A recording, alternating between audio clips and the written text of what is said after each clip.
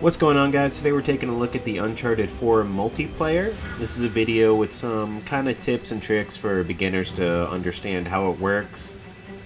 For those of you that have played previous Uncharted games or even The Last of Us, you'll see a lot of similarities here, but maybe you'll find something helpful in this video.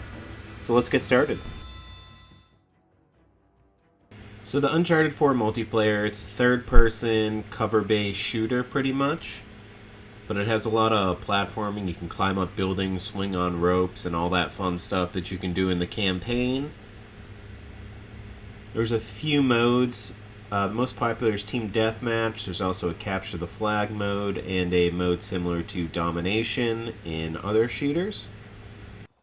So the most important thing, and I say this on pretty much all my multiplayer tips videos, is sticking with your team. You don't want to be a lone wolf in this game.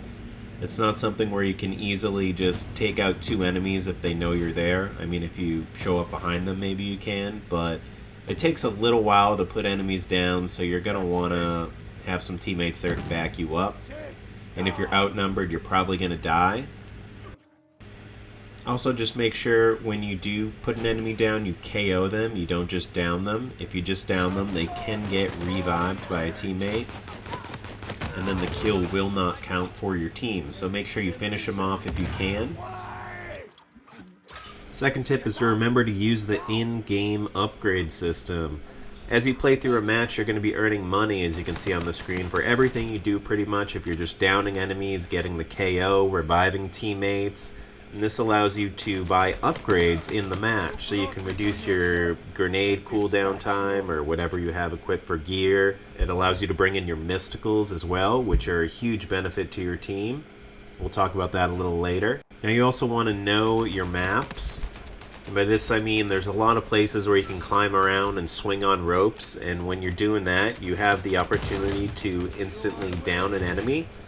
So if you're hanging on a ledge and a guy walks up to it and is shooting, you can grab him off the ledge and pretty much KO him instantly. Or if you're swinging on a rope and there's an enemy below you somewhere, if you see the square button pop up, you can just punch them and knock them out immediately from your rope.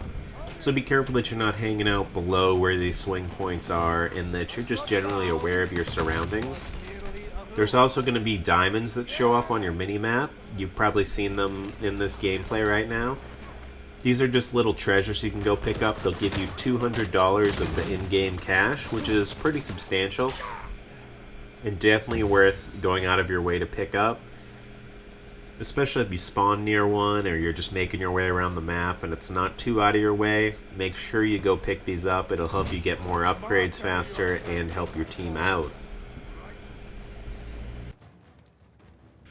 So now let's talk about the upgrade system and progression in your loadout in this game. So when you first start, there's going to be a bunch of preset loadouts for you. I recommend just starting with Loadout 1. It gives you an AK-47, an RPG you can buy, a mystical. So it just gives you a general flavor of the game to start out. Then you can start to make your own as you unlock stuff. So progression and unlocking equipment in this game is just done by using your gear, basically. You unlock new weapons by just using that kind of weapon. So it's broken into long-range weapons and pistols. So if you just use the AK-47, every certain number of downs you get, you'll unlock a new weapon. If you throw a bunch of grenades, you'll start to unlock more equipment, like smoke grenades or revive packs. And using your mysticals or buddies you can call in, sidekicks I think they're called. Just keep using those and you'll start to unlock more and more gear. Now your loadout's very similar to how The Last of Us was, where you have a certain number of points and each thing you add consumes a certain number of points, so you can't go over. So if you want to have a assault rifle with a weapon mod on it, that may cost like 8 points out of the 19 you start with. And then if you want to be able to buy a rocket launcher, a sidekick, and a mystical in a match, those all cost points to equip. You can use none of those and really just put modifications on your weapons.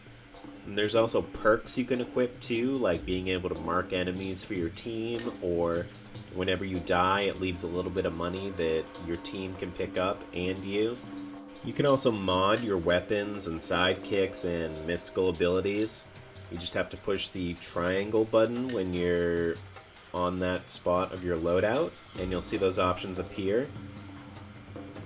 You unlock more of these modifiers by just playing the game and using that gear, or there are kind of like supply drops you can buy that will unlock that. Now, if you are playing with a group of people, I'd recommend all using different mystical abilities since they all have their own advantage. For example, the Wrath of El Dorado. You can throw behind a bunch of enemies that are camped out, and it'll send a bunch of demons that'll be hurting them, so they'll have to get out of cover and run away, and that gives you guys a chance to shoot them. The Chintamani Stone, if you throw on a group of downed allies, will just revive them all instantly. That can be a huge advantage in the middle of a firefight. And then there's a staff where you can just set it on the map and it'll send out a radar pulse every few seconds and mark all the enemies. So if you have a team that has all of these abilities, you can really dominate together. I mentioned a little earlier the supply drops you can buy. You get these by using relics, which is the little purple number you can see at the bottom of the menu screen sometimes.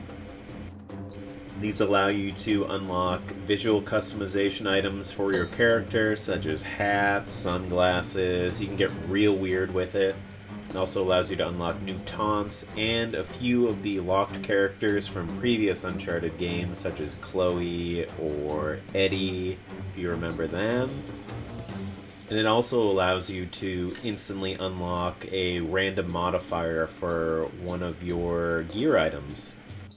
So basically you can choose which kind of pack you want to buy, if you want to get one that is going to be a modifier or a customization option. So I'm going to unlock a bunch of packs right now, both the customization and the modifiers, just to show you guys what happens when you do. So let's do it. So this first one was a modifier for one of the sidekicks you can call in.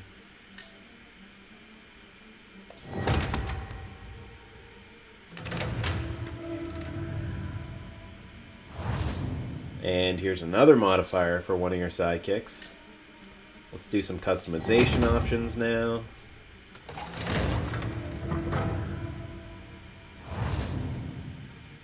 So this is just a completely new character you can play. He's one of the villains, if you remember him from Uncharted 1.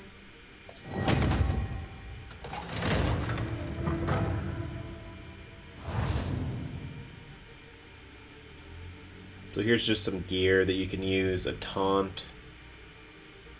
By gear, I mean just a visual customization option. And this is another skin for your sidekick character that you can use. There's also one-time boosters you can get, which just make options a little bit cheaper to buy. So like you can make it cheaper to buy your sidekick or buy your mystical ability if you want for one match. I don't really see a need for that, but it can be useful just when you're starting out and you want to make things a little bit easier. But yeah, that's the unlock and customization system in the Uncharted 4 multiplayer. So like I said, you need to use relics to unlock this stuff. You get relics by winning matches, but you only get 10 relics a match, which seems like a very slow progression system, so I hope they up that a little.